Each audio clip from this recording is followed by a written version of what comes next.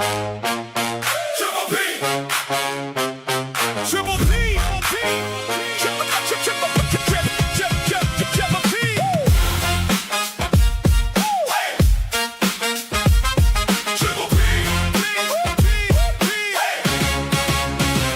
Panels for comics, turn the page. Ink in the margins, front to stage. Power drivers for wrestling, crowd goes wild. Place for good food, served up style. One name, 3 lanes, here we roll. Turn it up, let it go, let it go. Triple P, 3 things we love. Triple P, turn it up loud. Panels, power drivers, plates. Hello, everybody, and welcome in for the 7th episode of Triple P, the comic pod, panels, pile drivers, and plates with Josh Newell. I'm your co-host, Super Dave Miller, but we couldn't do it without the man himself, the promoter of Bayou Independent Wrestling, the creator of Castle Aiden, and the upcoming Dark Minds, Mr. Josh Newell. How you doing? Man, it's been a good day. It's been a busy week, but it's been a good day. Good day. You can't beat that. Not at all. Not at all. We just had a little seafood boil from our favorite food truck. Today was turkey neck, shrimp, sausage, corn, and potatoes. Oh, man. Oh, and there was an egg. We had to share the egg, but we did get an egg. I love turkey necks. Yes, when they're cooked right. Yeah. Now, a turkey neck can be bland, but if you got somebody in there that's, got the herbs and the butters and the spice and everything going, it's good. Where'd you get all that at? That is a Chan's food truck, which is, I call it the pink truck, but I think it's man, I need to just figure out the actual name of her legit business. But I've been calling it the pink truck or saying Chan's for so long that I just I don't know. I think it's like kitchen cooking, but it's the pink truck on Louisville here in West Monroe or Monroe. And it is delicious. And she changes her menu up all the time. This week was seafood boil. Next week, she might do burgers, wings, fries. The week after, she might do fettuccine. Like, she changes it all the time. So, Okay, sounds good. yes, I paid her one time to fix me cheesesteaks where I just went to her house because I was craving like a really good cheesesteak. And nobody around here really does a good one. So I paid her a decent sum of money to fix me. I won't say the amount because she ended up using ribeye. I would have been okay if she would have got a cheaper cut of meat and like cooked it up and it was a little more affordable. But when she told me the groceries for me and my wife's cheesesteaks by itself was $55, I was like, I can't give you the amount of money that I said I was going to give you because that covers just the groceries. Like, you don't make anything. Yeah. So I ended up giving her more, and we had like a $80 to $100 cheesesteak meal. Cheesesteak dinner. But it's made out of ribeyes, so. Yes, it was ribeye. I told her next time, let's just do like a little flank steak or a little skirt steak or something. Hey, I'm a ribeye guy. Yeah, I love ribeye. And I was on my own last night because granddaughter had a road game that I didn't go to. And so I swung by Corner Market, and they had 12-ounce strips. Okay. On sale. So I grabbed a couple of 12-ounce strips and put them on the grill, and they came out great. Oh yeah, ribeye is my choice. That's my preferred choice. That's my go-to. I will dabble in some others, like a T-bone here and there, or depending on what we're having, I might get a carne asada at a Mexican restaurant or something. But I definitely ribeye is my choice as long as the wallet's not hurting. Yeah. Well, I wanted ice cream, so I went with the cheaper steaks and got me some Bluebell hot lava cake. I mean, the lava cake Bluebell is really good. I've never had it. It's brand new. It's good. Okay. Go out of your way. Okay. As a diabetic, I don't do too much ice cream. Oh, it's rich. But every now and then I'll dabble. It's rich. This will make your toe tingle. Oh, I don't know if I need that. I don't know if I need that at all. I'll apologize for all the background noise. Oh, That's all right. She's got a FaceTime with the grandbaby. Oh,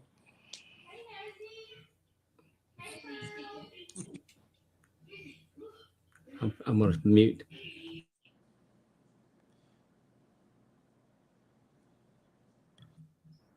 All right. I shame them endlessly. oh. I doubt in that brief amount of time you were able to shame them endlessly. Hopefully, you asked nicely and they went to a different room. So, no, I can still hear them. What? So, what's new this week, Josh? Well, What's on your mind?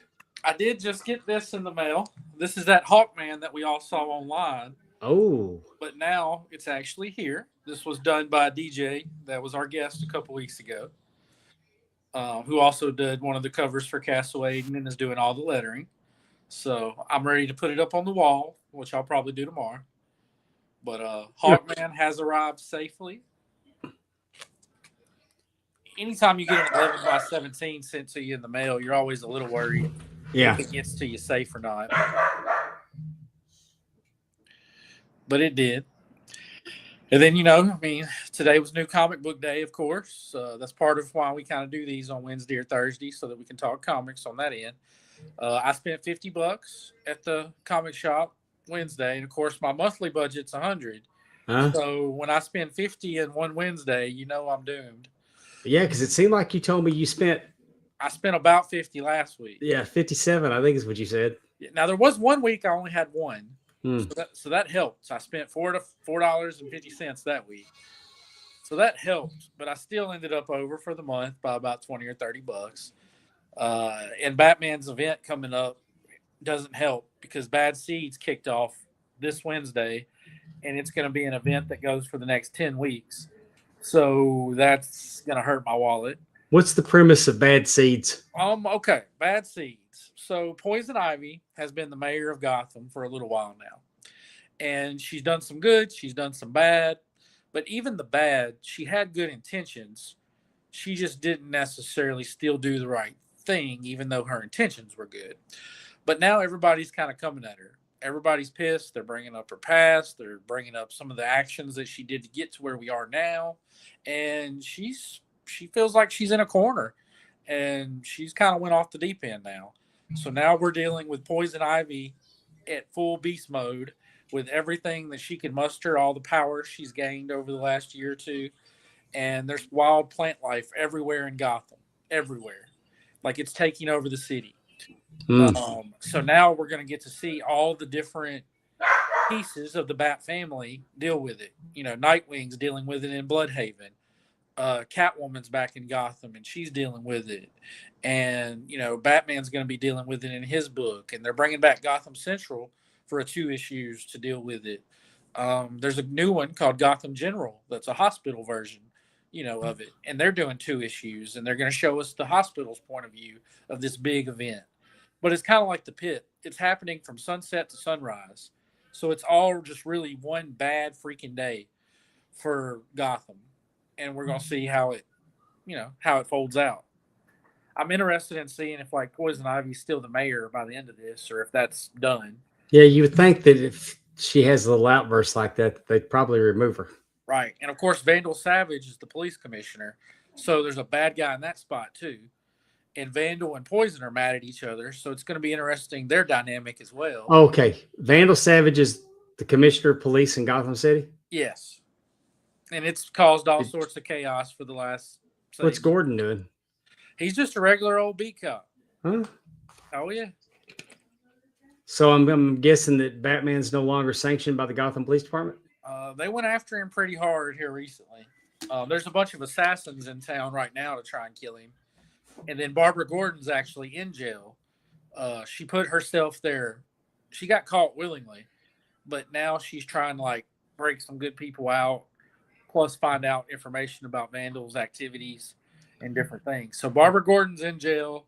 Batman has assassins after him. And Poison Ivy's the mayor and going crazy. Now, that's kind of Gotham in a nutshell. Did they catch Barbara Gordon as Oracle? No. So Batgirl? No, she's just Barbara Gordon. Okay. Is she walking again or is she still in the chair? No, she's walking. She's okay. She's fighting. She's fighting in the jail every issue. It has a very what was that popular show? Orange is the New Black. Well, why did they put her in jail? I didn't read the exact issue, but I remember that Vandal had said the whole Bat family, like the cops were after everybody in the Bat family, and some people got away. Batman actually blew up the mansion. I guess I'm confused. Like, if she's not Oracle or Batgirl, then as Barbara Gordon, how do they know she's in the Bat family?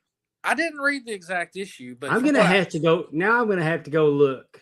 Well, you can get it. It was the issue of Batman right before the Barbara Gordon breakout started, so it would have been about 4 issues ago, and then it went from that episode of Batman into Barbara Gordon breakout, which is on issue like 4 or something right now. Okay. I'm not reading. The only Batman stuff that we read, just everything, is we have Absolute Batman, and then we get Detective Comics Batman. And Detective Comics Batman, a lot of time is like past stories. Sometimes it's in current continuity, but a lot of times it just gives the writer a chance to go back and, team Batman with Green Arrow or Black Canary and, do a fun little mystery that is in continuity, but it's like way back. It's not in the current continuity. Okay. But for this event, Detective Comics is coming into current continuity too, because it's going to have 2 issues in Detective, 2 issues in Batman, 2 issues in Nightwing, 2 issues in Catwoman, 2 issues in Batgirl, 2 issues in Harley Quinn, 2 issues in Poison Ivy. It's going to have a Sunset event, a Sunrise event, 2 Gotham Centrals, 2 Gotham Generals, and I think I'm missing 1. So it's going to cover a lot of ground. Oh, wow. Yes, but that also is bad for your pocketbook. Sounds like it. So I won't be getting every single one, but I am getting the Gotham General. I am getting Gotham Central. I always get my Detective Comics. I'm going to get the Sunset and Sunrise one. So I am getting, and I might pick up the Nightwing one because the write-up sounded interesting. It was somebody is from Bloodhaven is going to Gotham with like a bomb, and Nightwing is going to stop them from getting to Gotham. So I am a little intrigued with that too. So I might pick up the Nightwing issues. Cool. But what else did we get this week? I got this week was independent stuff because Vampirella came in. So my wife's already read it. She read it as soon as I brought it home. Dog Tag issue 4 came in. I've been loving that series. Corpse Night came in. What else came in? I grabbed Detective Comics. I grabbed Universal Monsters Wolfman. It's been a fun little series that Joshua Williamson's writing, who's the writer of G.I. Joe, Iron Man, Superman right now. He's very, very talented. Wow, you just said he's writing G.I. Joe, right, Iron Man, and Superman. All at the same time. So he's with Dark Horse, DC, and Marvel. Well, let's see. G.I. Joe is with Image nowadays. I meant to say Image, not yeah. Dark Horse. We talked about it. Yeah, he's part of the Energon. It's part of the Energon universe, which is a lot of your old Hasbro characters. So right. like Transformers, G.I. Joe, ROM, Void Rivals, Mask. They're teasing Micronauts. All those are in the Energon universe, and they're tied together loosely. But for the most part, you can read Transformers without reading G.I. Joe and vice versa. But I love G.I. Joe, and his run on G.I. Joe has been amazing. I just think that's something that he's writing for the 3 biggest comic book companies at the same time. And they're all monthlies. So I mean, that's how far ahead he is. Plus, he's doing this Universal Wolfman. It's just a 4-issue mini, and he's going to be doing Legion of Superheroes starting next month or in October, and that's going to be a monthly as well. See, I'm intrigued by the Universal Wolfman because I used to watch the Wolfman, the Universal Monster movies on. Yeah. Well, this is loosely based on every week. It's usually based off. There's a whole series of Universal Monsters, so you can go back and pick your favorite one. You could read the Frankenstein one, the Bride of Frankenstein, Phantom of the Opera has one, Wolfman has one. I always liked the Wolfman because I felt so sorry for Lawrence Talbot. Right. Because it was like it was a curse that he didn't want. Right. And the fun thing about these Universal Monster series, they can usually hire like a really known artist and really known writer to come in and do it because it's just going to be a little 3 or 4 issue thing. There's not that, I mean, there are deadlines, but like there's not a lot of pressure to get it out at a certain time. So like you could hire some really good people to come in and tell this story, and yeah, they've mostly been really good. Most of them. Phantom of the Opera was really good. I'm enjoying Wolfman. It's not on my pull list to get, but when I saw he was the one writing it, I was like, all right, I'm going to pick up this whole series. I'm going to make sure I get it all. Absolute Catwoman came out this week, and it was the best issue of it so far. Because I hadn't really been liking it through the first two issues, but this issue was good. So it was a good week for comics. Not necessarily my wallet, but it was a good week for So comics. Absolute Catwoman got a reprieve. She'll probably Yeah. how many issues does it take for you? I mean, like you're just not into it before you'll bail. Honestly, I'm pretty loyal. Hmm. So it has to be pretty bad for me to bail.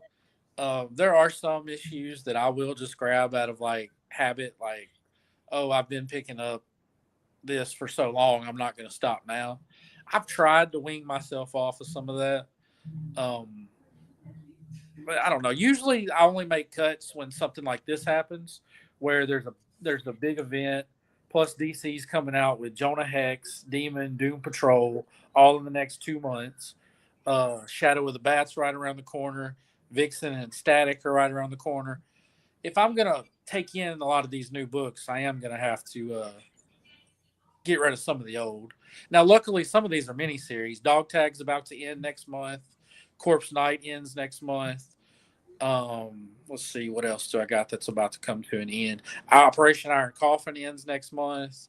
Bloodland is taking a break. Battle Beast is taking a break till next March. So a lot of my stuff is coming off the books, which does open up a little bit of wiggle room. But Let's talk about what you read this week. yeah, I haven't read too much because, of course, today is brand new comic day. Yeah. So I've been home for about an hour. The wife read Vampirella. I read Absolute Catwoman as far as this week. But Dog Tag is my next read because it's issue 4 of 5, and the first 3 have all been amazing. I did read your Elmer Fudd that you gave me. I did read Batman Elmer Fudd. Tom King did a hell of a job with this because he fits Elmer's voice perfect.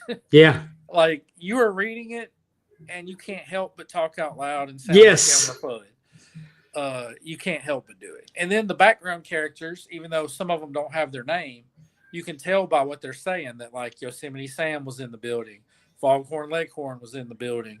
You know, a bunch of these different characters were there. Now Bugs, of course, has a role to play in it. And then, of course, Batman's there.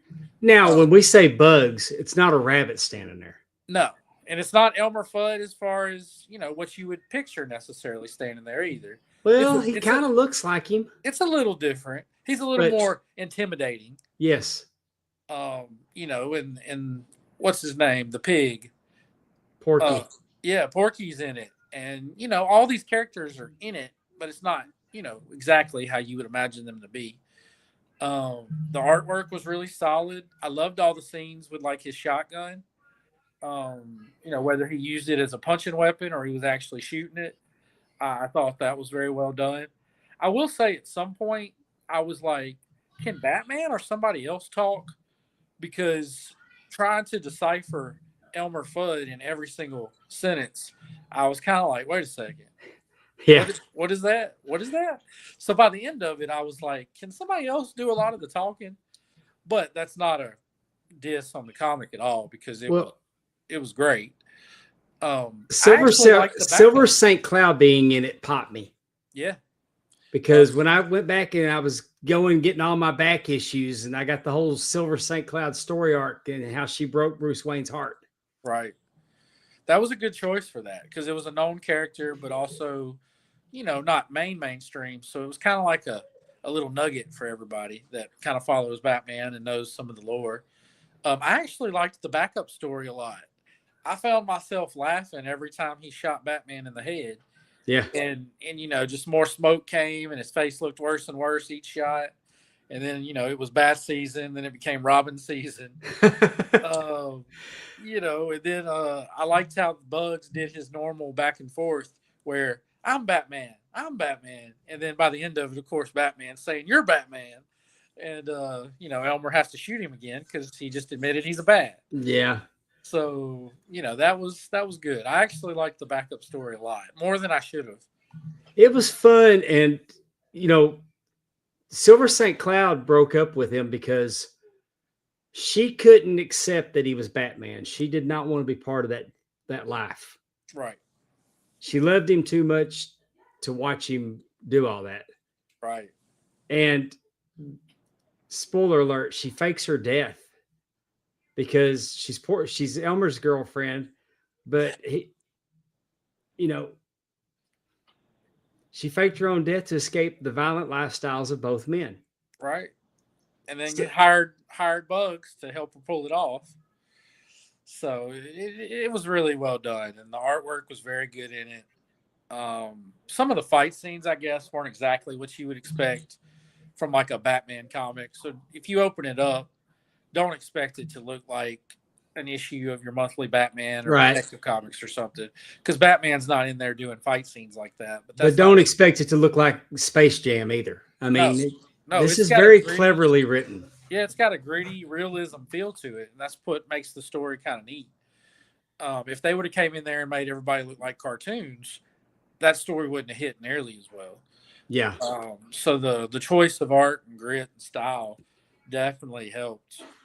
But it was nice to finish that story and then turn the page and get a backup story with the cartoony art that you kind of expect that you would see if you opened up an Elmer Fudd Batman book. So it kind of gave you the best of both worlds. You get the real story with the dark grit, and it's told in more of a Batman world. But then you get the fun story, the little short story. I don't remember exactly how many pages, but my guess would be 8 to 10 pages of a short story where you do still get the cartoony. So no matter which one you're a fan of, if you bought this book, you were going to get a little taste of it. It was fun. It was a fun read. That's why I've recommended it. I mean, as soon as I got to read it, the first person I called was Richard Hill. Got you. And I like I said, I had fun going through all my comic books to find that one for you. And now, have you went through all your stuff at this point? Do you kind of have a good vibe for what you still own, what you don't own? Somewhat. Okay. I have this room cataloged, and I know where everything is. But my wife, when she gets ready to read something, she'll just go say, "Can you get me something from the library?" Yeah, mine's not cataloged at all. Mine's in a stack. Yeah, mine's cataloged, but I think I'm the only one that understands the catalog. So the wife definitely is just, go get me my book. I've got a white issue Superman that I'm thinking that maybe I'll get DJ to draw on it. Okay. Derek Donovan, who did a cover for us, he actually worked on Superman in the 90s. Oh. So he and I actually got a sketch card in from him. Let's see here. So he did this little Killer Croc sketch card for me. Hang on, let me put you. There we go. So I got that in the mail. Oh, that's so cool. And this is $20. So like you can get stuff like this, and then if you wanted to take it and get it signed at a convention or something, you could. Whether it was by the guy that drew it or maybe even somebody that just worked on Batman, if they're at the booth, they would probably sign it for you, especially if it was a writer or somebody, right? That, not drawing anyway. But yeah, this is the little Killer Croc. I got some more in too, but I can't show them because I have some plans for them as far as giving them away to some special people. And I don't want them to know who's getting one, who's not, who they're getting or anything like that. But they're really good too. I would say one of them is like a 10 out of 10. And I'll show it maybe later. I'll take a picture so that after I give it to who's getting it, I can share it with everybody. But it's a 10 out of 10 on that one. And all of them are good, but that one I couldn't imagine it being any better. Well, let's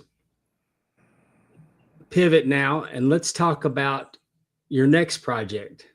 Let's talk about Dark Minds. Yeah, I'm excited about this. DJ Don Jason Hall did that logo for me.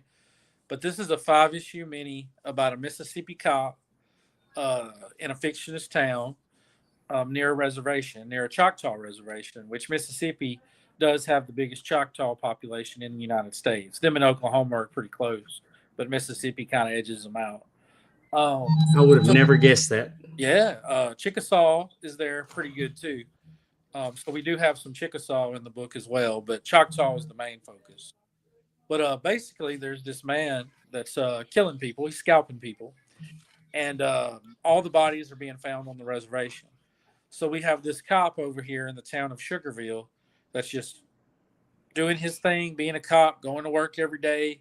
He has no rights on the reservation. He has no control over there. So he's not really worried about all that. It's in the paper. He knows about it, but he's not worried about it. They just did the biggest drug bust in the history of this small town. So they're riding a high. He goes to bed that night and gets a phone call that there's a scalped body found on the Mississippi side of things. So now he's drug into this whole chaos because now that there's a body on the Mississippi side, there is no avoiding it. There is no running from it. There is no hiding. He has to tackle it. And his partner does not want to at all. So he fights that dynamic. He ends up fighting kind of the police and his police, but also the tribal police and what he can find out and what he can't find out and who he can talk to because they don't all want to talk to a white man. And as it gets a little deeper, we find out the man's only killing sex criminals. So now the reservation really doesn't want to talk because this man's only getting rid of the trash as far as they're concerned. Right. So now our main character, yes, he still wants to solve the case, but he doesn't really want to go too hard after a sex criminal either, like a guy that's killing sex criminals either. So we play that dynamic, but then some stuff starts to happen that now he feels like he has to go after this guy. There's a few little incidents that happen that kind of force his hand, like, I got to catch him now. So it's going to be an interesting 5-issue deal. Justin Stewart's going to be doing the pencils and inks, who's our colorist for Castle Aiden. And I just hired a colorist today, actually, for the book that's worked on, like, Marvel and Star Wars. And, he did some Marvel, like, kid stuff. Like Young Juggernaut was one of the books he worked on, a guy named Michael Wigram. I might be saying that last name a little off. But he worked on, like, Young Juggernaut for Marvel. He's done some Star Wars books. I looked through a bunch of different colorists' art and different things, and I think he's going to be the perfect fit for what I'm trying to do. I want it to be a little darker and grittier than what Castle Aiden is. Castle Aiden kind of pops and shines, and there's bright colors. I want this to be a little more like, instead of a beach view, think of the view on top of the mountain. Yeah, this doesn't seem like this seems pretty heavy. Yeah. So we're changing the tone up a lot. And again, this is only going to be 5 issues. So this is going to be a hit it, get out. Now, I do have some other stories in mind for that world if people like it. And we can come back and maybe do another 5-issue thing. But this will only be 5 issues, though. And Castle Aiden, on the other hand, we're planning on going as long as people support it. Right. It might go 60 issues, 70 issues, as long as people are supporting it. But this will be 5 in, out, tell a concise story. I've already wrote issues 1 through 3, and I started issue 4. I have an outline for issue 5 too. So, I definitely know how it's ending and what we want to do. So I'm looking forward to it. We're going to start work on this November 3rd, and then it'll go till probably mid-January. We'll be on Kickstarter in February. We're starting issue 3 of Castle Aiden September 22nd, and we'll have issue 3 up on Kickstarter in January. So January will have issue 3 of Castle Aiden, and February will have issue 1 of Dark Minds. When are we going with Kickstarter for issue 2 on Castle Aiden? Issue 2 will be in October because issue 2 is almost done. Issue 2, the covers are done, the inks are done, the coloring's up to page 14, and the lettering's up to page 12. So we can be done with that in 3 weeks. But we want to make sure we get issue 1 into everybody's hands first before we put issue 2 up on Kickstarter. And issue 1 should be in everybody's hands late September, maybe early October, depending on how long it takes at the printer. Mm-hmm. So basically a week after everybody gets issue 1, issue 2 is going to be up on Kickstarter. Cool. That way, if they like what they read, they can go ahead and, sign up. And now, again, I've said it before, one is a lot of setup. So, I mean, for people that want action, it might not be exactly your cup of tea, but I promise you the action's coming. Like, we're going to get to the action, I guarantee you. So just stick with us. Plus, you got to stick around for Baymore. Yeah. You can't Well, I'm just in. get issue 1. You got to stick around for 2 and see what Baymore does. Definitely. So, I just hope I'm not. I hope I'm not getting so excited about that I'm putting him where I can't. An unrealistic expectation. right. Yeah. I mean, yeah, that's one thing. I mean, I'm looking forward to reading it to undo what I've already like. I've already got it in my head that I'm probably not gonna like this kid, but Baymore is gonna be cool. right. Yeah, And I don't know because I don't know anything about it, Josh. We've kept you in just the a few dark. pages. I'm I've in the kept you in the dark. dark purposely on this. So I'm I want excited you to be in the dark because I'm going to be on this ride with everybody. Yeah, and that'll give us a lot more things to talk about, a lot of different perspectives. And we've had fun talking about covers, but here soon we're going to be able to talk about the actual story and the actual plot and where's it going or where do you think it's going. After you read issue 1, I'll probably ask you, all right, where do you think issue 2 is going? And we'll see how close, you are to what actually issue 2 is. So it'll be fun. Once the book gets into people's hands, we're going to have a lot more things we can do and a lot more things we can talk about. Yeah. Maybe I'll get all the artists to draw on my Superman comic. There you go. Like little get all the Yeah. Get all the Josh universe artists to Right. do a little something. And I got a ton of people doing covers. Like for issue 2, Tone Rodriguez, Ken Salinas, Errol C., Jason Turner. Issue 3, you got Scott McDaniel, who did Nightwing, Daredevil, Green Goblin, all that stuff back in the late 90s. We got him doing a cover with. See, I can already tell I'm going to like that guy because I was a huge fan of the Nightwing series in the 90s. Oh yeah, me too.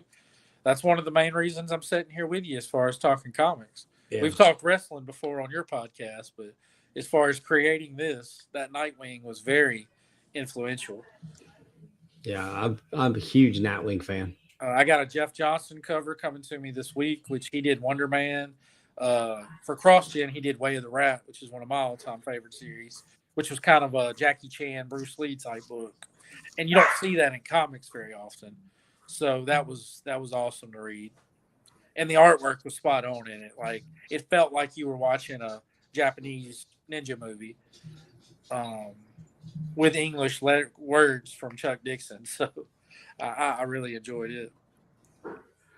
Well, anything else we got comic wise? Oh, that's pretty much it. I went through several thoughts for the colorist on Dark Minds, so I definitely took that serious.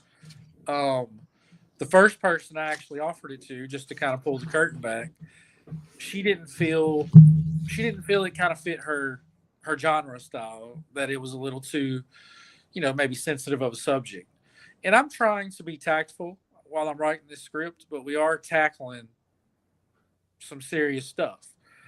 So I mean, it's going to be a mature read. It's not going to be overboard. There's not going to be a million F-bombs or, we're not going to go really, really deep into the actual crimes that they're committing.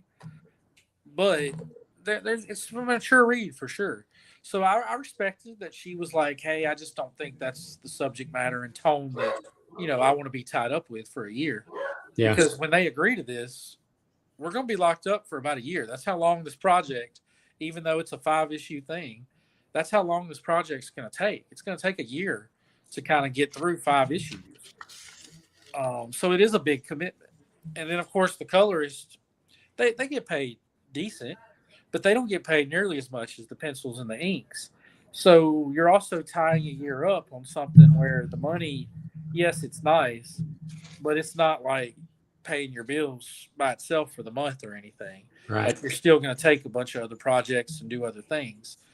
So that's also a bigger commitment when it's not like you can take this thing and do it for a year and it's going to take care of your bills for that year. you're committing a lot to it.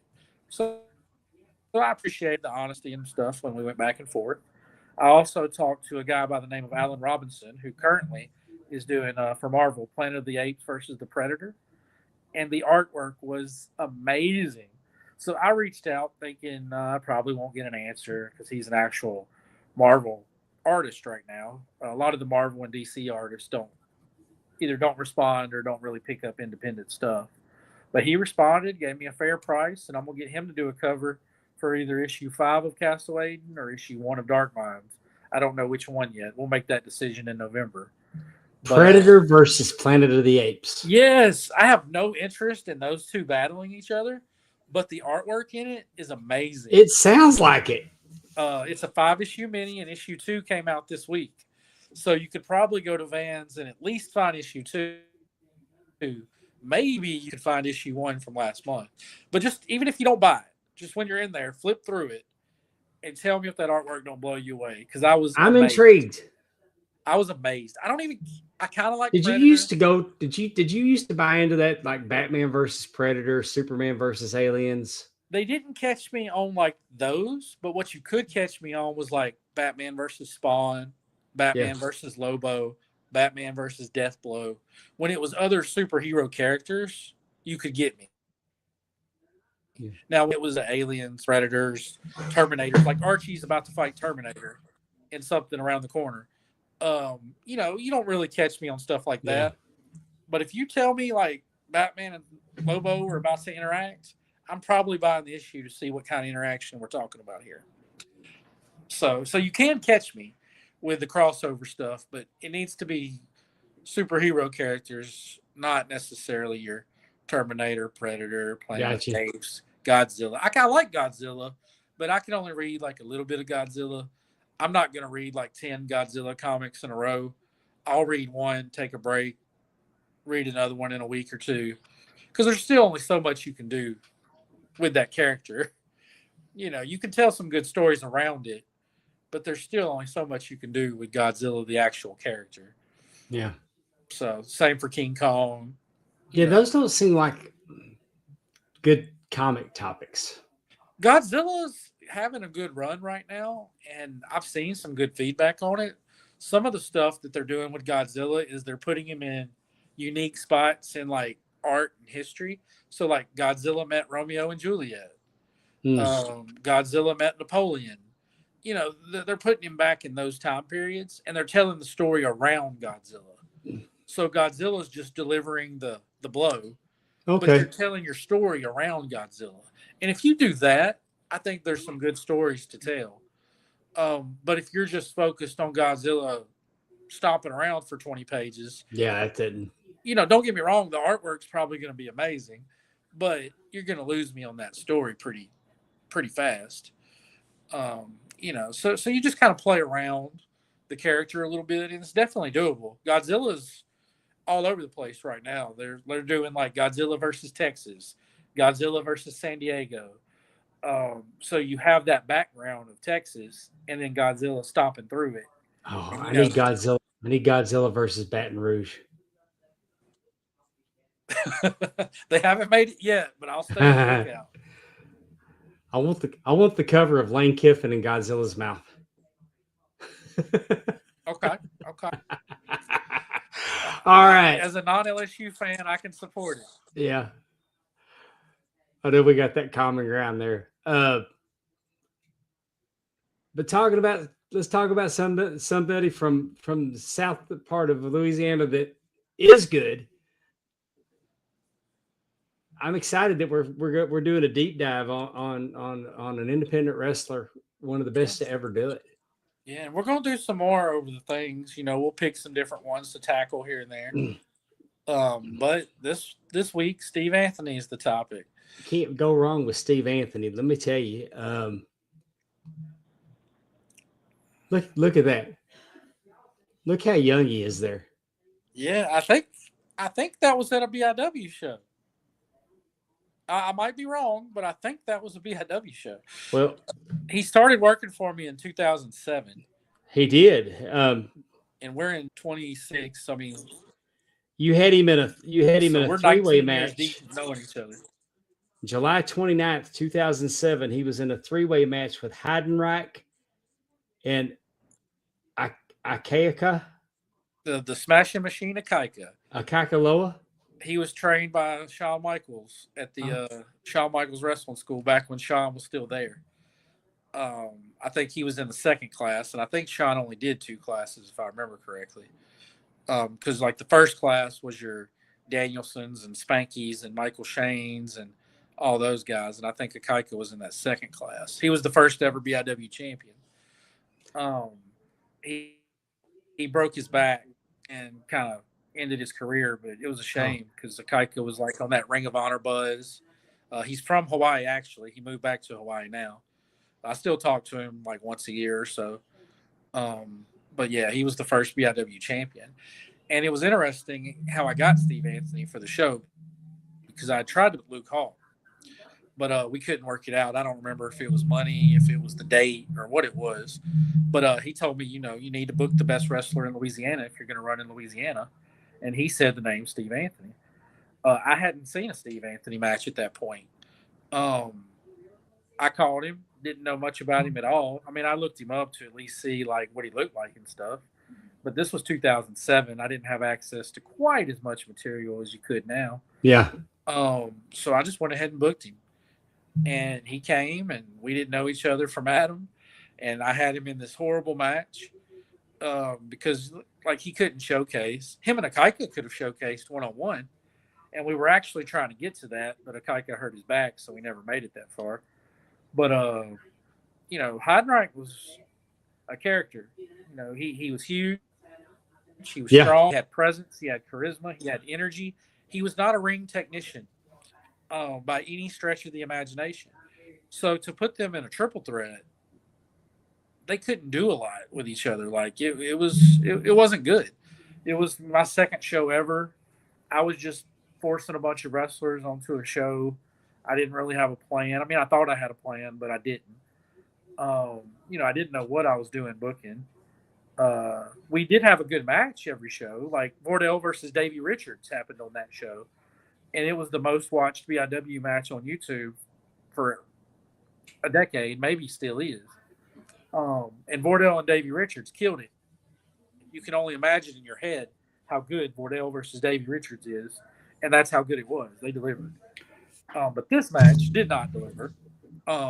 Then to make it worse, we doubled down. And Steve Anthony cut a promo about how he could beat Heidenreich, and one hand tied behind his back, blah, blah, blah. So we came back and did a one hand tied behind his back match in September. And it was even worse.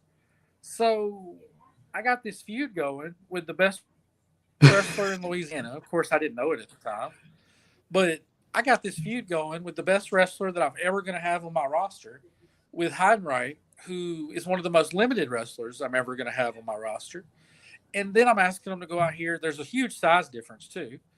Yeah. And then I'm asking them to do this one hand tied behind their back gimmick. And that was horrible. So then we came back in December and we tried to do the blow off, which was a no DQ pinfalls count anywhere. And it was my first attempt at a big show. I had Danny Hodge. I had Dusty Wolf doing Doink the Clown. I had a tables match. I had Jay Lethal versus Vordell Walker. I had a Southern title match. I had a no DQ with Steve Anthony and John Heidenreich. John Saxon debuted on that show. Like, we were doing some stuff. Heidenreich was supposed to pick up Jay Lethal at the airport in Jackson on the way. He forgot Andy was late. Heidenreich was always late. So Jay Lethal didn't get picked up. He was too young to get a rental car at the time. Mind you, this is 2007. So he had to do his Black Machismo because he was the TNA X Division champion at the time. He had to do his Black Machismo at the airport and make the airport people laugh to be able to rent a car. They still charged him more, which I ended up having to pay. Thanks, Heidenreich. But so they end up finally letting him rent this car so he can drive from Jackson to West Monroe. But they did charge more because they had to go through some hoops and different things. So Lethal beats, even though he had to deal with all that stuff, Lethal gets there like right at bell time. Heinrich's still not here.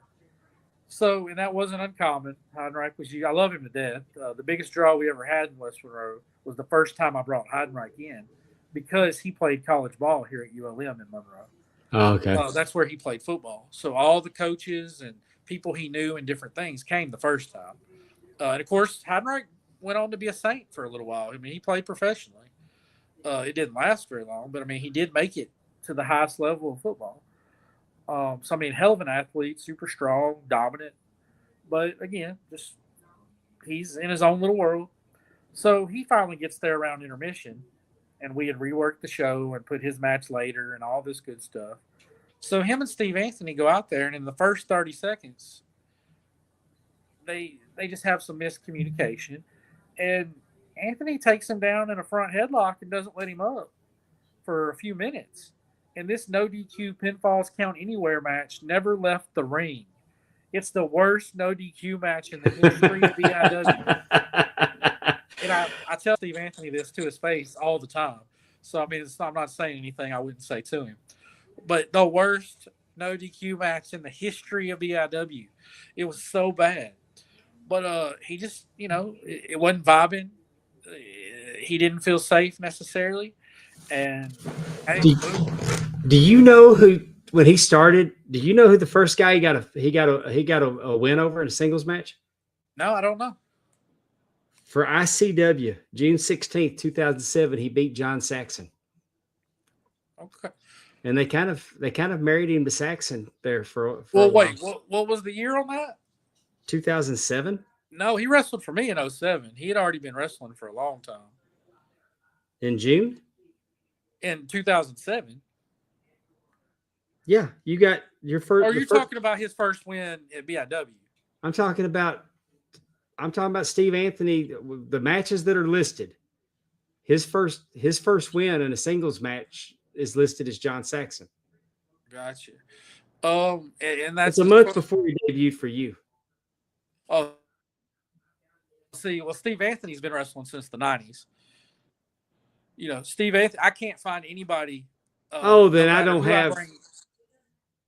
Yeah. Now, a lot of his stuff isn't on Cage Match. Okay, then my bad. Because 2007 is as far back as Cage Match goes.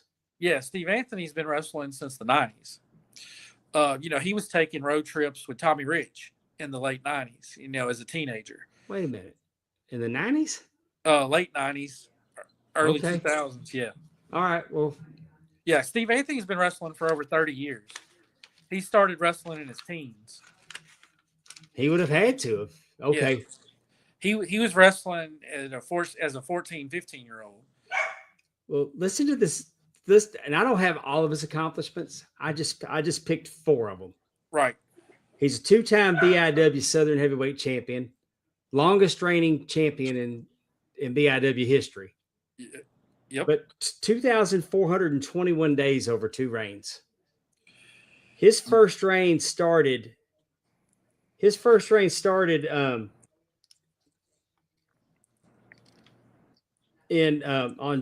January 25th of 2009. He beat John Saxon for the title. Right. And then he lost it in an I Quit match to Vordell May 24th, 2014. Yep. I mean, that's a heck of a title reign. He's a 2-time Wildcat champion, 475 days. He's a 3-time NWA Elite champion, 356 days. And then probably his biggest accomplishment. He's a 2-time NWA Junior Heavyweight champion, 275 days. And he did that beating Jushin Thunder Liger in Las Vegas. Yeah. He also got to beat Tiger. He got to beat Tiger Mask when he was over in Japan too. And, and part of his long reign with BIW, just to make sure it's fair, there was about a 2-year gap there where we only did like a charity show every year because we did shows at the Funny Bone, and we were doing shows at the Comedy Club in Shreveport, and it was one Wednesday a month, and we had already did 3 of them successfully. The 4th one, the ring didn't show up. And this was a ball go. So, and we tried everything. The ring broke down about 30, 45 minutes up the road. I gave a truck driver money to try and get it there. Like we tried everything, but we couldn't get it there. So the show got canceled. So the venue had to refund all the people that had bought tickets money, and I had to give them the money back that they had gave me. Then I still paid the wrestlers that traveled out of my pocket. I even had wrestlers follow me to my home so I could finish paying. Um, we lost thousands of dollars that one night, and we stopped running BIW for a little bit. And at the time, the intention was, we're not going to run it. But then we did our once a year Celine show that was a charity deal, and then we came back the next year and did it. And then the itch came back, so we started back kind of full time after that. But we had about a 2-year run there where we only did the 2 charity shows. And of course, Anthony had the belt during those. And you lined him up some really great challengers. You had Robert Evans. Yeah, of course, not everybody realizes it, but Robert Evans has went on to write for every major wrestling company in the United States, and currently with AEW. Yeah, he's been a writer for WWE, AEW. He's did some TNA stuff. He actually helped develop the Caleb with a K character, which is what made me fall in love with Caleb Conley. And Caleb Conley later came down and became, a Southern BIW champion as well. Yeah, Robert Evans is the epitome of underrated. Oh yeah, absolutely. He's so unsung. He had a nice little Ring of Honor run for a little while. He's just so good. He's good in the ring, but he's good lining it all out. Oh yeah, very creative. Love Robert. One of my favorite matches was him and Scott McKenzie in Arcadia, Louisiana. It would have probably been about year 2 of BIW, but we only had about 100 people in the building, and they went out there and treated it like it was 10,000 people in the building. Robert Evans took a backdrop from the ring to the floor, and I was just like, "Don't do that. don't do that no more." Oh, when you start asking me top matches that I remember, that my favorite matches, I'll say Robert Evans, Wally Darkman, Sulphur Springs, Texas, for AMW.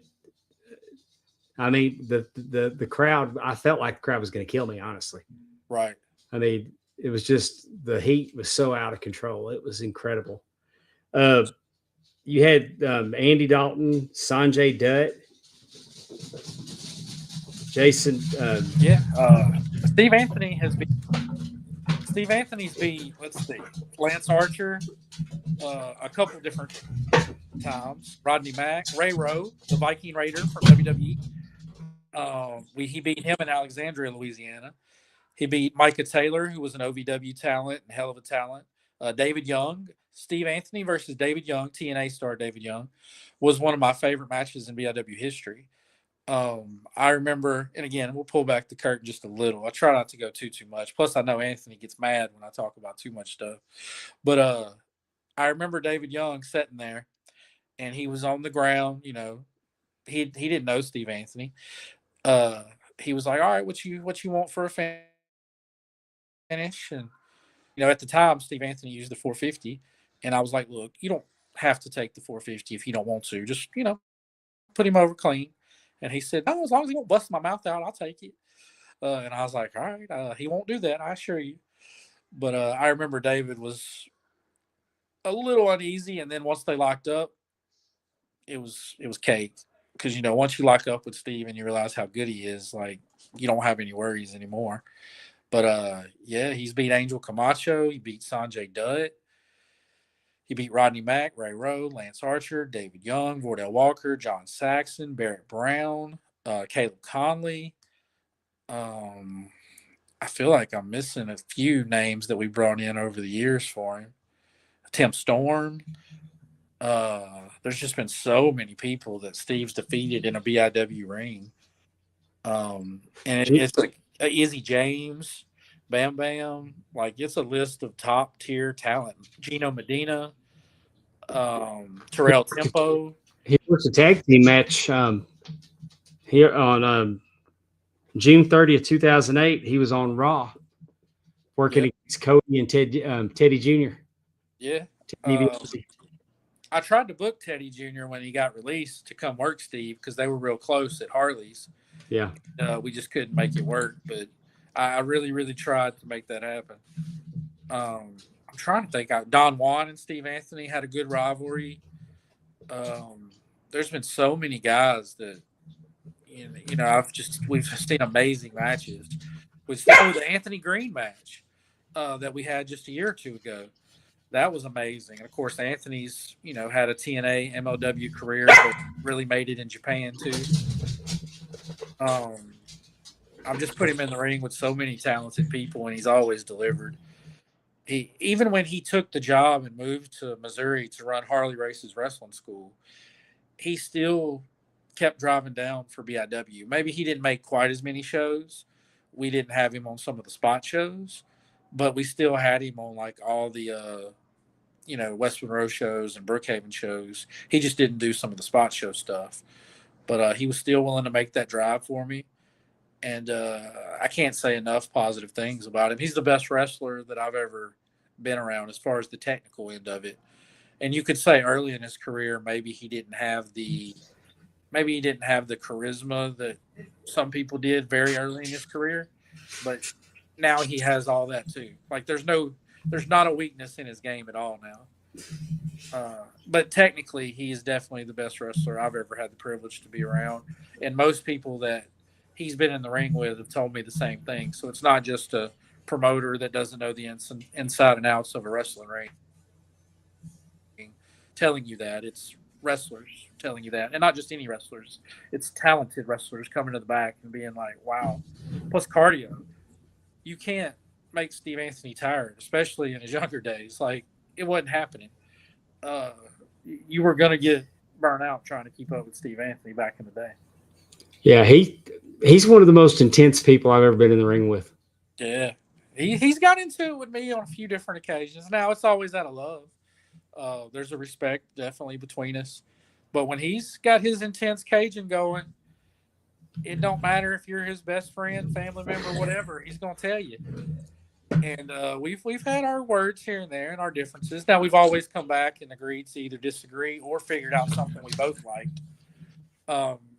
Because, again, even though I respect him, it's still my BIW show. So we definitely have to look at it and both be happy at the end of this. It's not just going to be the Steve Anthony show, or it's not just going to be the Josh Newell show even.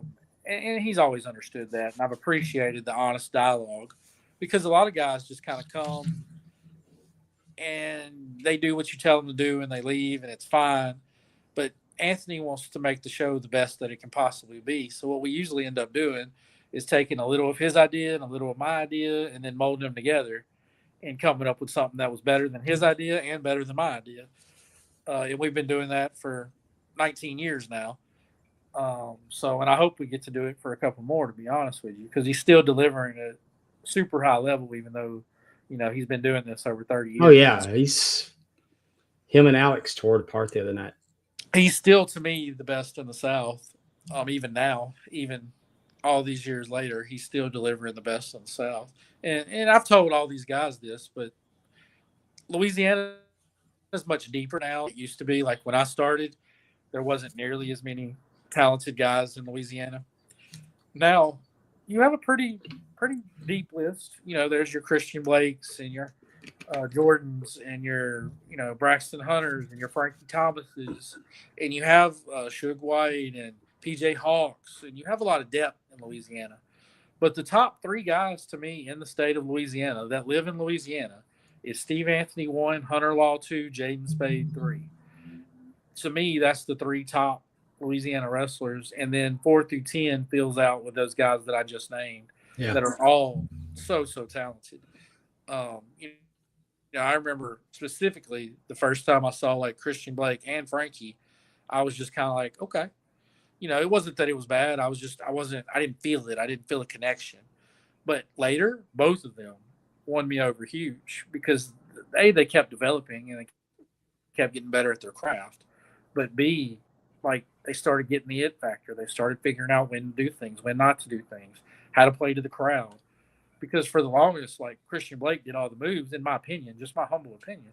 He did all the moves, but there was a connection I felt missing. But then he found his confidence and found his connection, and he connects with every single crowd you put him in front of now. I mean, Christian's a top of the card guy now. Yes. By any stretch, by any show. It don't matter if you're talking Louisiana, Texas, wherever. Christian can work any kind of guy you want. And that's just, I wanted to shout out those two specifically because I remember Frankie and Blake the first time just kind of being like, okay, solid, but being blown away much later by both of them. And even though he's not a Louisiana guy, Wes Warren, once Wes moved to Texas for a little bit and started training and doing his thing in Texas, he came back a beast. Wes was fine. He was technically, no complaints, no problems, whatever. But when he came back from Texas, beast. He controls the ring now. He has presence. He's improved his look and size. Like, I got nothing but positive things to say about Wes too. Yeah, he's come a long way. I've been working with Wes since he started. Right. And that's about, over 20 years. It's been fun for me to see where people were and where they are, and to the point that when I watch the nationally televised product and I'll see somebody on there and I know somebody that I think's better, right? And I don't get it. With no disrespect to people that have made it, it's not like a deal that I'm not saying that there's somebody that doesn't deserve it. Right. But I'm like, how do y'all see that, but you don't see this? Yeah. And there's a lot of things that we don't get the information to, whether it's who they know or what workout program or how good a shape or how good a person, or, they happen to do a tryout on the right night, or, there's just so many factors that we don't know. But there's definitely some question marks where I go, how the heck did they not end up somewhere? And I don't try to do the comparison between guys like, why did they make it and this guy didn't? But I do look at guys and go, how the hell did they not make it? And Steve Anthony's on that list. And again, when I say not make it, I'm just saying didn't make it to WWE or AEW or WCW back in the day, depending on what era we're talking about. These guys mostly all still made it. Because like in Steve Anthony's case, we're talking about Harley Race's head trainer, NWA World Junior Champion. Oh, yeah. Went to Japan multiple times for Noah and New Japan. Respected by every single person he's ever been in the ring with.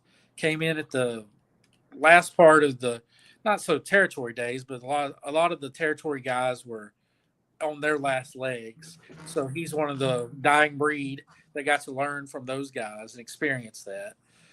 So yes, he still made it by every stretch of my definition of made it that I could lay out there. Well, but as far as just saying WWE, AEW, WCW, why weren't they on it?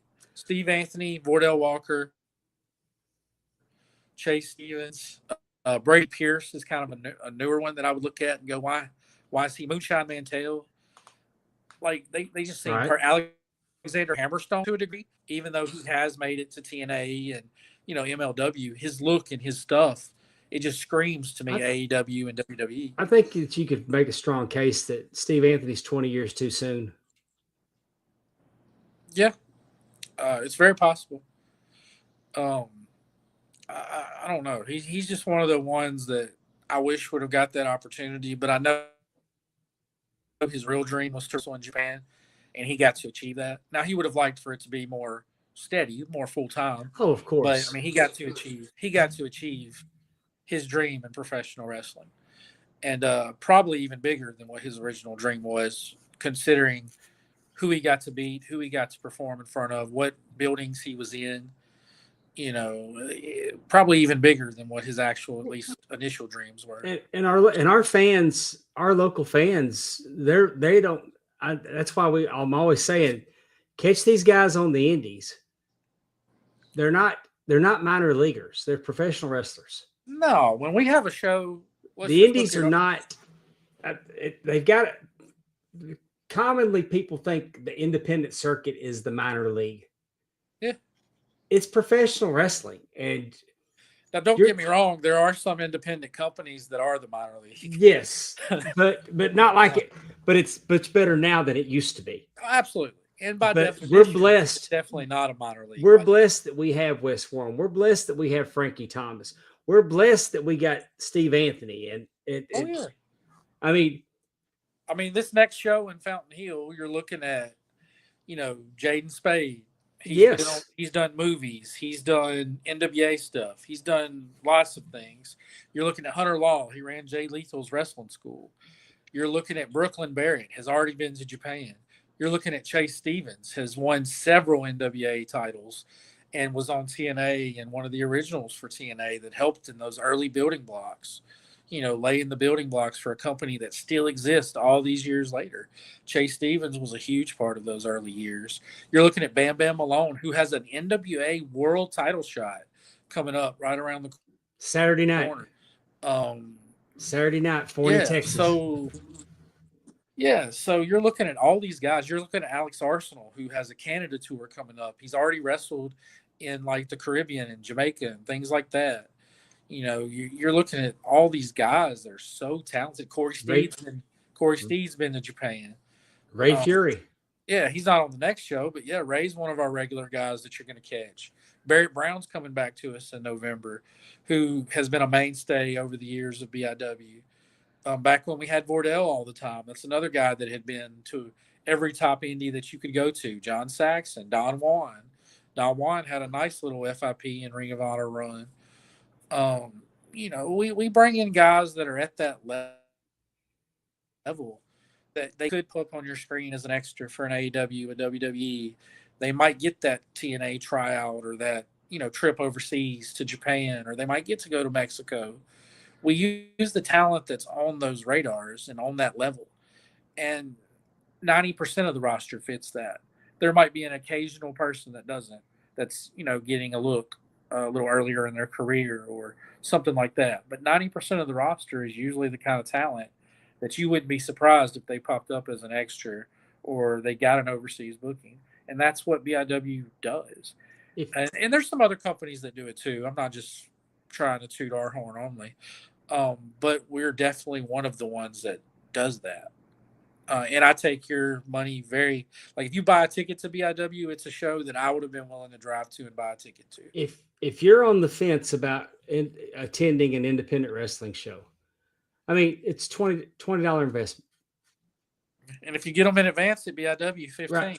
So I'm saying you're going to get your money's worth.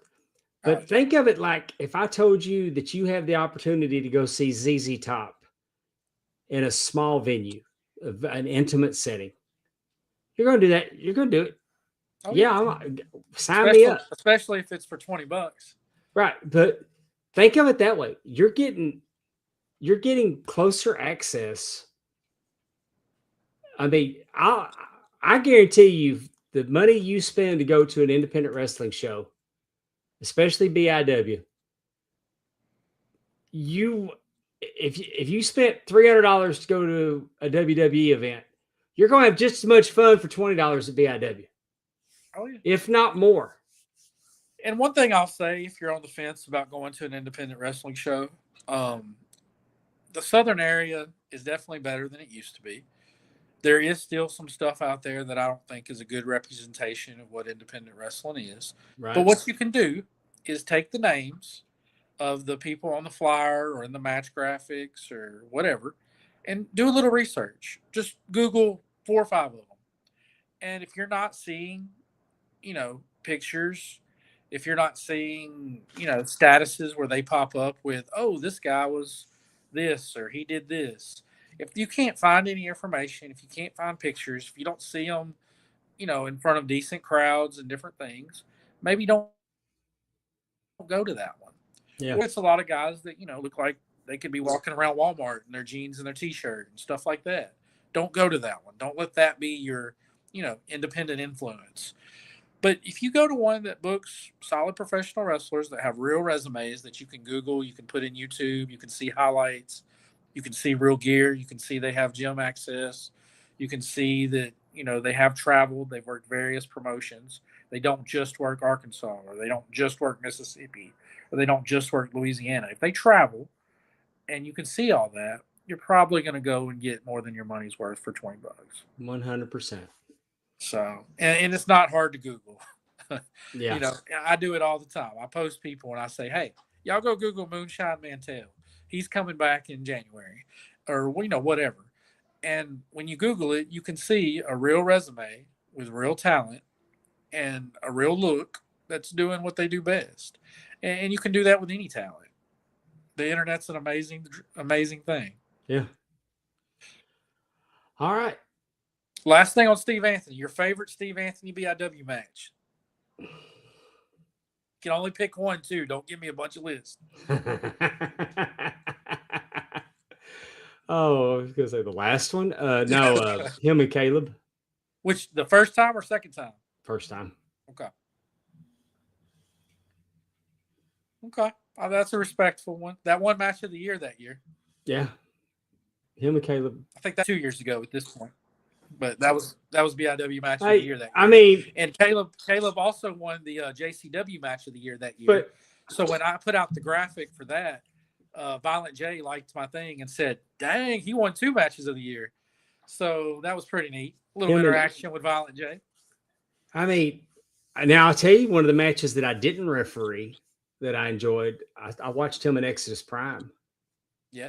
In Mississippi, and they were really good. One of the first times I ever hung out with Anthony outside of BIW, me, him, and Saxon did a road trip to TCW for Matt Riviera. And it was Steve Anthony versus APOC. And at the time, I mean, this was many moons ago, they had never met each other. And they were in the opening bout. And they were told, 10, 12 minutes, solid, boom, do this. And they ended up having the best match of the night in the opener. And Matt Rivera was not thrilled. He didn't necessarily want the opener to be that good. But I knew, because I knew them both. Yeah. And I was like, that's going to be awesome. And they killed it. APOC can tell it better, but there was a finish that they wanted that just wasn't physically possible. Like, there was no way to do it. And I just remember laughing so hard of APOC, like, trying to figure out a way that physically this little roll up and how they wanted it done could happen. And of course it couldn't happen. So it didn't happen. But I remember APOC just laughing and being like, that's not even, science doesn't allow that to happen. Like, you can't do that. Oh, but yeah, they went out and just had such a good match. And they've wrestled for me a million times since. The infamous heart attack in Brookhaven, where the ambulances were called and a nurse that happens to be a wrestler came out from the back and an EMT came out from the back, and the ref was freaking out, and Anthony faked a heart attack to get up on APOC in their title match. and it definitely went too far. It was probably the only night that Steve Anthony was the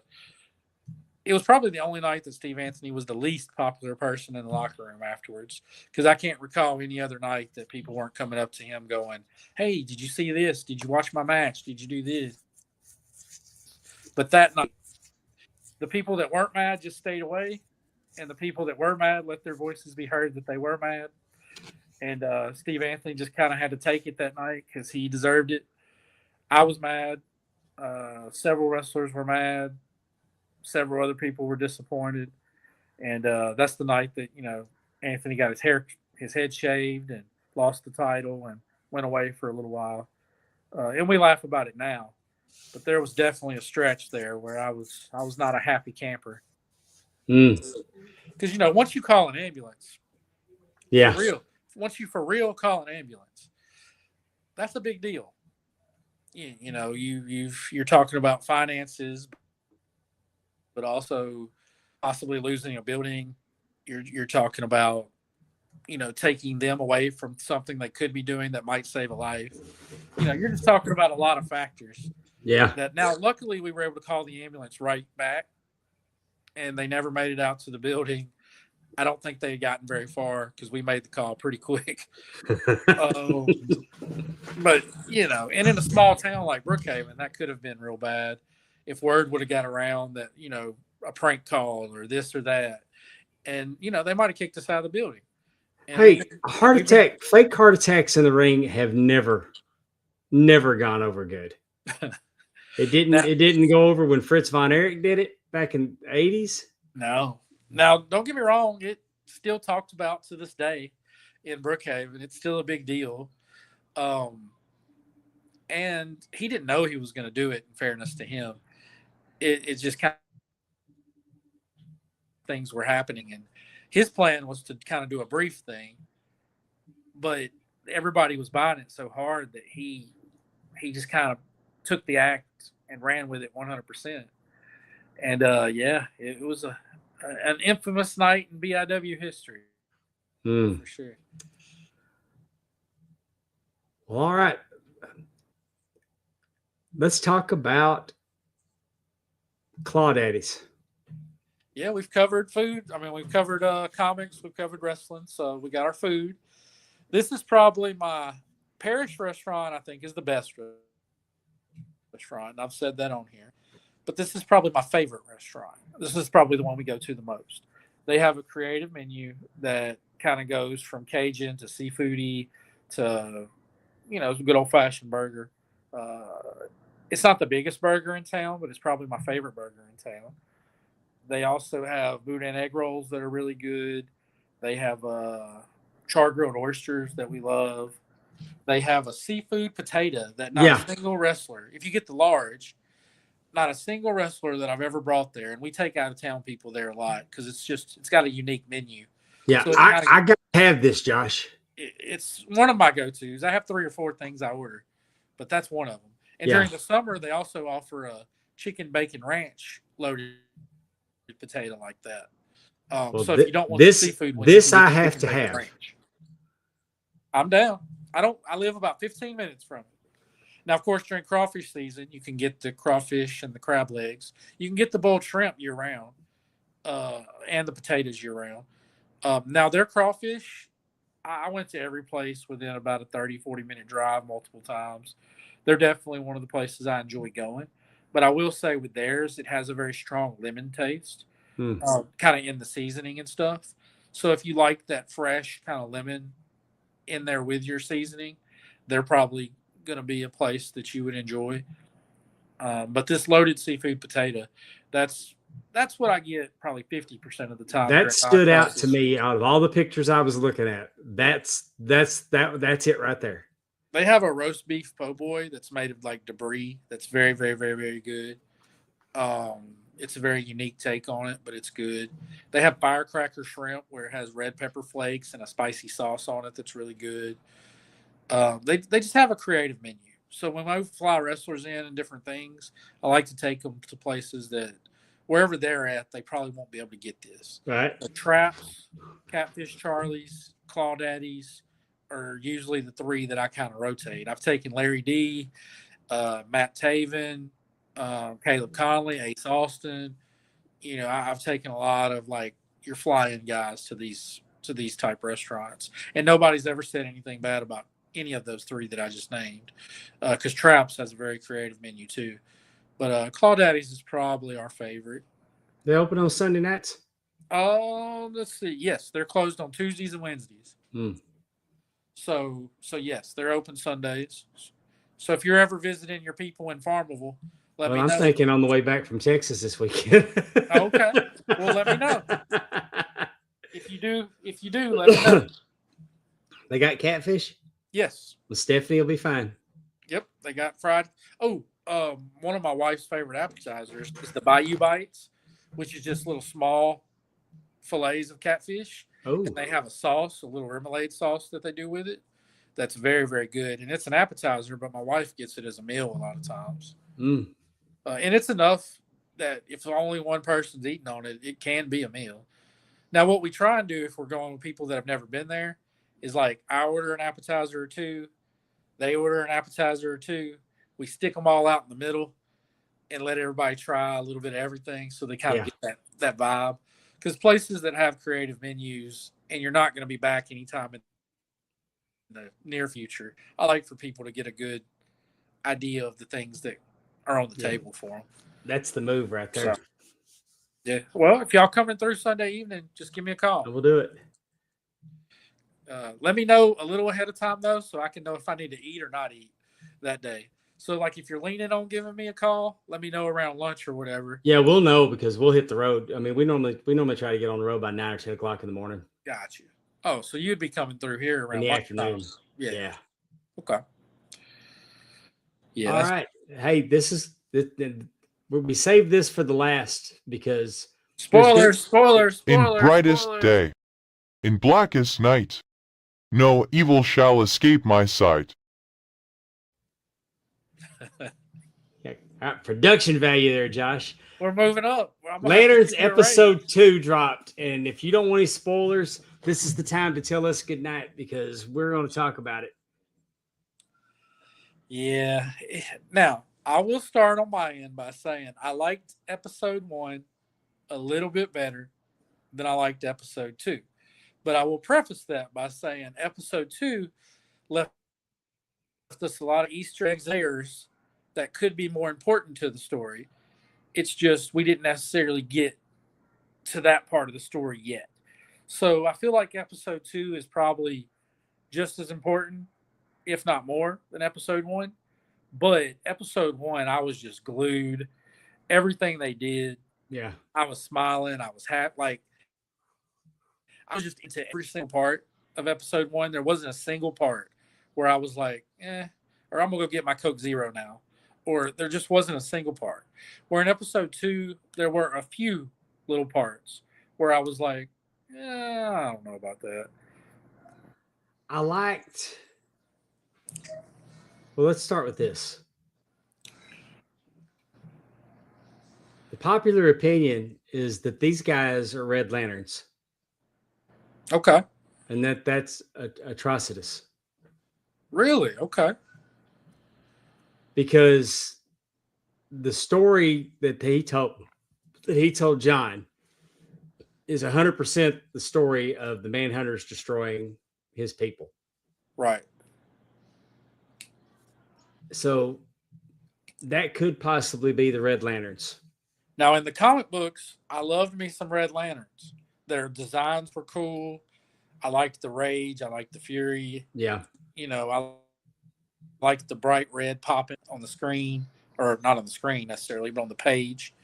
So in the comic books, I was like during the New 52, they gave the Red Lanterns their own comic book. Right. And I was hoping that it would last, but like most things with the New 52, they just try to do too much at one time. You put out 52 new number ones, and most of them aren't a chance to breathe, especially the ones that are around characters that, haven't had a history of a book. People were going to read Batman, Superman, Wonder Woman, but now we're trying to make Red Lantern, Grifter, Hawk and Dove, OMAC, like all these characters work, and they're going to be the ones that suffer because you put out 52 new books in a month. Yeah. So now, I like that he sent John to go get the lantern. Yeah, that was fun. I like the bird construct. I think that's a big deal. Yeah. That John Stewart was able to maintain the bird construct without the ring. And he wasn't even conscious for some of it because Yeah. he was knocked out. But the bird was like attacking, trying to help him. To the best of its ability, for sure. So I thought it was kind of neat that he keeps the lantern in a pocket universe, which makes me wonder, is there a chance that he gets Peacemaker out of the pocket universe? Right. We could get Peacemaker back out, maybe. What'd you think of Earl? I loved Earl. I want to know more about Earl. Earl's fun. Right. Yep. This character's fascinating me. I don't think she's a manhunter. I don't think she's an alien. Right. I think she might be Batwoman. She might be Batgirl. Now, wasn't she on the phone asking about Gordon? She was talking. Yeah, she asked about Barbara. She said she was talking to Commissioner Gordon. Okay. And asked how Barb was doing. But her last name is Kane. At the very least, she could be related to Kate Kane. Kane is Bruce's mom's maiden name. Right. But she even said, I've already been in this situation once. So maybe she's just over, Yeah. dealing with the mess in Gotham. But she could be, I mean, she might actually be Batgirl. Maybe she's not related to Kate Kane. Maybe she is Kate Kane. Yeah. Yeah. We'll have to see how it plays out for sure. See, when I first heard her last name was Kane, I didn't even put that together. I just thought it was like a tip of the hat to Bob Kane, creator of Batman. Right. In a lot of DC comics. So, right. And we also know that from seeing her in 2026 that, which I don't believe Hal's dead, by the way. I don't think that's Hal. Yeah, I don't think he's dead either, but I mean, it could go so many ways. We'll Right. see. We'll see. I liked the action scenes and stuff, like when he was trying to escape the van. That was a pretty fun little action scene, running down the highway and stuff. I liked Hal getting shot and having to go spend a little time at the hospital. Okay. We'll get to that in just a second. So yeah, there was lots of little parts that I enjoyed. I liked the interrupting the town meeting. Yeah. I was a little bored when he went to go pick up all the aliens. And took me a minute to realize what he was doing. Yeah. Yeah. And I don't know, did we need every single? Well, I guess he wanted to check every single one just to make sure they were all aliens. Right. But maybe we could have cut a minute. Yeah, I didn't need to see the guy's dick. Yeah.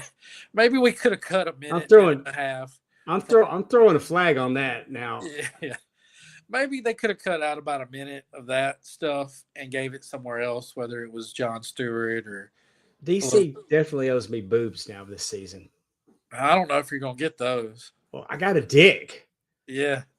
HBO likes to do that though. Oh, God. You watch like Spartacus. Well, I know Spartacus wasn't HBO, but like Rome back in the day and other things like that.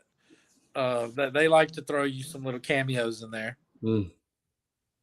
Oz was notorious for it. Oh yeah. Of course, yeah, I guess you can't really do that's an part of Oz. the story though. So You can't really do an Oz TV show without it though. Did you notice how uninterested in doing the oath he was? Yeah. Like, just charge fucking ring. Just charge the ring. I liked the little semi charge he did by tapping it on the back of the trunk. Yeah. And getting an extra % or 2 out of it. There were definitely parts I liked, and I still liked the episode. I just liked 1 from beginning to end. Where in 2 there were a few spots I was like, yeah. Okay. But this lady, I mean Sinestro, at the end. And he says, "I'm the second. It's the second. Manhunter's the second most dangerous thing." Yeah. And then he asked about Jon Stewart. So is he saying Jon Stewart is the most dangerous thing, or is he saying he's still the most dangerous thing? I think he's just trying to sow the seeds of discontent in Hal. Yeah, and there's already been a lot of that lurking with Hal, anyway. So, Sinestro showing up is going to be huge. We know Guy Gardner's still got to show up. Well, yeah, and we've seen the previews, and we know he's coming. But here's a working theory. Like, there's a working theory that the whole town's aliens. I mean, especially since the equipment in the hospital is still covered. I mean, the hospital didn't have anybody signed in. Right. We don't see a lot of kids in town. No, I like all the different layers that they're putting in, and then there's a bunch of ways they can go. Yeah. Well, here's a theory, and it kind of makes sense a little bit. Maybe the Manhunter they're looking for is not like in the comic book, the Manhunters were robots. Right. But they're saying the Manhunter. Are they looking for the Martian Manhunter? Are they all white Martians looking for the last green Martian? I don't think so, but I mean, we don't know yet. Now, if there is one Manhunter, my prime suspect is the wife, Jon Stewart's girlfriend. Got you. Also, I'm kind of wondering. At first, I thought the benefactor would have been Lex Luthor, but in 2016, that would have made him a kid. Right. But is there a chance that that guy, the husband, is there a chance he might be Vandal Savage? I don't know. I don't know how much of the layers they're wanting to lay from one book to the other. I mean, I know they want the DCU to connect, Yeah. but I don't know if they want to go that far into all the lores kind of interlapping, but they could. I could see this being a situation where the town is white Martians looking for the last Green Martian. We're gonna find out because we determined last week it's 10 episodes, 8 episodes, but right? also, but the red and I do think that there's something to them being the Red Lanterns. But they gave John Stewart 48 hours to find the Manhunter, or they're going to blow the place up. Right. Well, we know it doesn't get blown up because we've seen the flashback. Yeah. As far as the whole town, now they could have blown up a football field or something like that, but I mean, the town was still active. I think John's got an issue. I think Hal's got an issue with the Guardians. And have you seen the previews for episode 3? No. It's going to be a heavy John Stewart backstory. The Guardian visited his mother when he was a baby. I mean, this has been going on since he was a baby. But there's another camera angle. There's another camera angle that it wasn't a Guardian, it was a Manhunter. So, I mean, there's lots of people doing deep dives and showing different angles and that say that through previews, they've kind of told on themselves. Oh, yeah. There's YouTube. You can't turn on YouTube and type in Lanterns and not see 75 different breakdowns and reviews and, conspiracy theories and, just different things. It's all out there. Well, I'm excited for the John Stewart backstory with his family and I mean, like he's talking to the Guardian and she goes, well, normally the first question is why me? And he goes, no, I know why me. Right. Because I know why me. But I'm looking forward to seeing this episode because we're going to get some Sinestro. We're going to get the John Stewart backstory, and we're going to start putting some pieces together. Have they said if Kyle's going to make an appearance? Hadn't heard. Okay. It'll be interesting to see if Kyle makes it in. I mean, you're only supposed to have one ring per sector, but now I don't think he would be a Lantern necessarily. But will we see Kyle? Like maybe at the end of season 1, no. Will there be a, hey, my name's Kyle, and we're all like, oh shit, that's Kyle? Could be. You never know. But this is I think I'm still really catch this every Sunday night. Yeah, I'm into it. But we got to work something else in this week, Josh. What you got? Nightfall has been released. Okay. Part 1 of the 3-part Nightfall animated movie. I've seen some clips. I've seen Bane and Tim Drake. Okay. And like I said, I'm trying not to because they're starting to pop up. Right.